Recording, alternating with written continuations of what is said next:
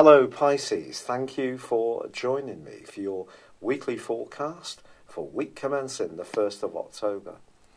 The Sun forges an amazing link with Mars as this week begins, and this is going to give you an opportunity to don your detective's mask, but through some kind of deeper perception you have, actually take some kind of physical action.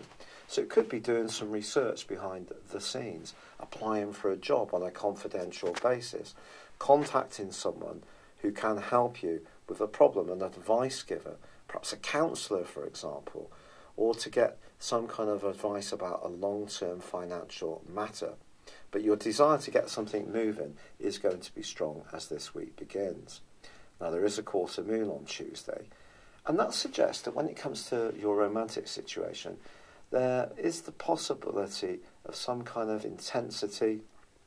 If you're feeling that there's a possessiveness around a situation, that could be something that challenges you a little bit, because Venus, the planet of love, is in a very free-spirited part of your scope, but of course is going to go into a retrograde as this week draws to a close.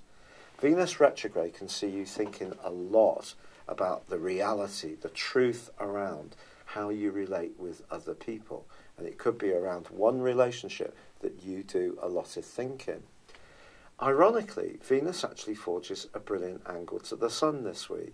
So it could be a week where you actually gain some profound insights into relationship matters, not just from your perspective, but from how someone else you are involved with or drawn to, how they see things. And this can be very enabling.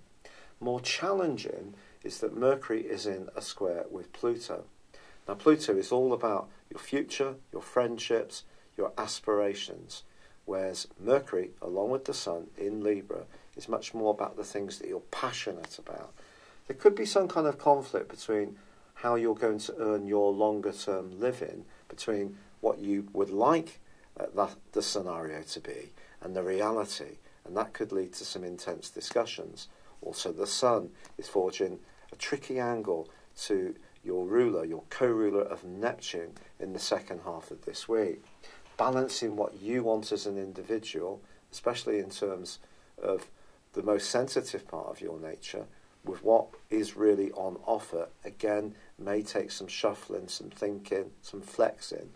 The potential for change is really quite strong in your situation at the moment, but like all transformations, that's not always a pain-free process. But if you're really clear about your goals at the very start of this week, there's definitely a window of opportunity to really unlock some mysteries and become much more aware of what you need and what you're able to give. It's been a real pleasure being with you. I'd love it if you would like or comment on this video. If you've yet to do so, please do subscribe to this channel. But for now, good luck and goodbye. Hello Pisces, thank you for joining me for your Sun or Ascendant forecast for September. I am sorry that I'm delivering this so late. This month begins with a wonderful development for you. Something that's been irritatingly frustrating for you since the end of July, and I think it may relate to the world of work or an appointment or some minor glitch which just keeps rearing its head, can really unfold for you in a much more positive way from the 3rd, when Mercury comes out of shadow. Also on the same day there is a quarter moon, so it is going to be important not to try too hard around an emotional relationship. Someone around you, immediately around you, could be a bit out of sorts. You can be supportive, but try not to get too dragged into their agenda. However, the 6th is really a day for you to celebrate, because then Mercury, the planet of communication, moves into your opposite sign. If there has been crosswires and brittleness and sharp words or just a jagged edge around all sorts of involvements, things can start to flow for you in a much more satisfactory way. This could even include around a friendship. Saturn, the planet of structure, has been tracking backwards for 5.5 months, also through to the 6th, and ends that backward journey. All the retrogrades that have gone on, that have been quite rightly noted upon to some great effect, are definitely significant, but I think this one has been particularly so. However, the great news is that when Mercury makes its way into its home zone of Virgo, where it just loves to interact for you, this helps you to see relationships in a much clearer way, be much less subjective. I'm sorry if that seems a little bit of a criticism, but Neptune has provided a swirling mist at times of distortion this year. And I think Mercury moving into your opposite sign helps you to hear where people are coming from. It helps you to articulate where you're coming from in a way that everybody gets. But Mercury also feeds in a ground Earth trine into Saturn and also Uranus. So it could be that you can connect with some new people, some fresh people, people you find inspiring. It could be through the world of work, it could be through the world of play. There can be something about this which is free-spirited, stimulates you, yet at the same time is stable. A really lovely platform for you to embrace. But also on the 9th, there is a sensational new moon, also in Virgo, which again really primes up your relationship prospects. I'm not going to say you're going to meet the love of your life if you're single, but it certainly gives you an enhanced opportunity to do so, because this new moon intersects Jupiter and Pluto, which are in a splendid alliance running on from last month. These two give you the opportunity to be expansive, but also to network.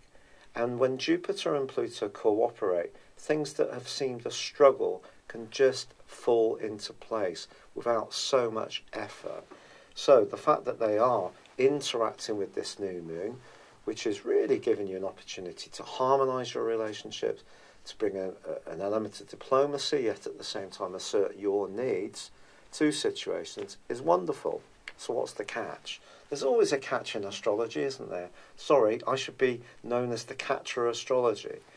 But seriously, Venus actually, from the 11th through to the 17th, forges a sensational link with Saturn. So if there is a relationship that for you is opening up, it could be linked to someone at a distance. This could be a tie that goes from strength to strength.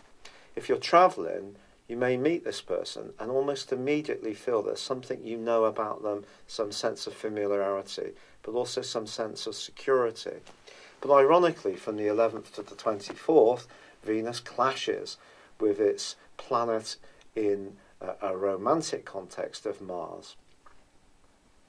Now, Mars is going to be moving back into a tricky location for you on the 12th. There's no question about this. And it's going to be squaring up with Uranus again, just like it did from the second week of May, pretty well off and on since then. This is suggesting that things keep coming into the open of a confidential nature, and it could be that you're being impulsive at times, or other people are not holding things close to their chest. I wouldn't be in too much of a hurry to fess up about anything that's deeply personal to you from the middle of this month onwards. You've had a bit of a rest as Mars has retreated back into the sign of Capricorn and given you a real desire to reach out to the things that really are important to you. I'm not talking about more material goals and ambitions, although obviously Mars in Capricorn suggests that because it's exalted there, and Capricorn is about those things. But for you, it's more about those things in terms of the more spiritual dimension of your hopes.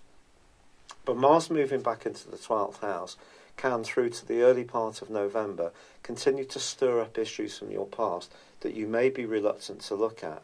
And this angle with Uranus suggests that if you do find yourself not wanting to look at any tender stuff, it'll come up anyway, or it'll come in from a challenge from someone else. So the more upfront you can be about any kind of controversial or painful memories from your past, even if this seems counterintuitive, don't bury these things. Uranus is pushing you to look them straight in the eye. It will take real courage to do this, but you will gain immeasurably because you'll be rinsing out of your system stuff that's laid stored away, fermenting in not necessarily a positive way for far too long.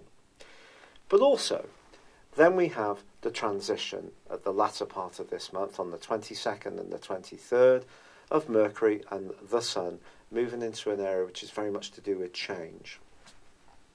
Change is something that some people seem to delight in. You know, if they're in one big city on one side of the earth one day, they seem to have the absolute knack of flying somewhere for 12 hours, arriving and immediately meshing in the new environment on the other side of the earth. I wish I could be like this. Change is much more difficult for someone like me. I don't know how you react to change. You're a mutable sign, therefore you can flow. And I really admire that about Pisces energy. Pisces is my 5th house, so I tend to have a lot of affection for Pisces people.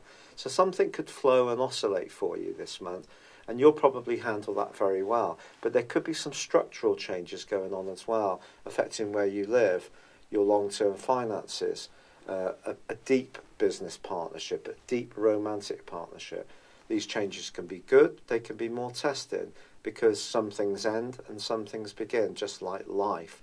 And that's what the 8th solar house is about in the last 10 days of this month. But the pivotal issue, quite frankly, is the full moon, which occurs on the 24th, because this sees Mars, Saturn in the sign of Capricorn, squaring up with the full moon in Aries, which for you is about resources. It's about your everyday resources. And there could be a point of principle that comes up. It could be with a friend. It may be that you find that one friendship is going to diverge, that you don't see the things the same way as you used to do, or one of you's being more assertive about how you see things. It could come to a complete halt. This is a very difficult aspect, because Saturn is about restriction, it's about obstacles. And obviously the moon is about our emotions, it's about our home, it's about our self-worth, especially in the 2nd solar house for you. So some kind of limitation around a big hope or expectation of yours is definitely possible as this month comes to a close. And therefore the change agenda that's coming in with Mercury and the Sun is asking you to be philosophical about what those changes may be, because Venus and Jupiter continue to be in a magical location for you, which is all about your connections to others. It's just there could be some very valuable, enriching associations and others which are just going to run their course. And that natural ability of yours to flow, to continue to be optimistic sometimes when Jupiter, your ruler, gives you that sense that there can be renewal, that things aren't always stuck in stone, that, oh well, that didn't work out, I can move on. I really love that about all mutable signs. So those may be some assets that you can call into play throughout this month, because of course the Sun and Mercury are going to be in the sign of Virgo, and there's going to be a Virgo new moon, which is all mutable. So your natural flexibility and ability to go with the flow, to adjust, is going to be such an asset to you this month. It really is. But I do feel there could be some of those things popping up from the past. Just keep dealing with them, don't avoid them, and you're clearing the way and the energy for a brighter, wonderful new start, which is going to occur on the 24th of October, when the Sun powers its way into Scorpio, and you're going to have that collection of the Sun, of Venus and Jupiter, all going to provide a huge platform of liberation for you. So there's lots of exciting energies to come. I'm so sorry my energy is still so low. The rheumatoid arthritis is being absolutely punishing. I could never have conceived how difficult this condition is. But all the kind comments and suggestions that you've made mean so much. I genuinely thank you. But for now, I'd love it if you would like, or comment, or if you've yet to do so, subscribe to this channel. Thank you. Hello, thank you so much for watching my video. I'd love you to join me at my Horoscope Ace app. You can find this at www.horoscope-ace.com. You can use it through Android, iOS, Apple or Facebook. Check out your ascendant or your moon sign, or download your free birth chart. There's all your favourite videos, plus there are daily, weekly, monthly and yearly horoscopes for general, love, Chinese and Indian astrology. If your passion is tarot, there's my brilliant 3-card money or love tarot readings too. And it's all there at www.horoscope-ace.com. Thank you.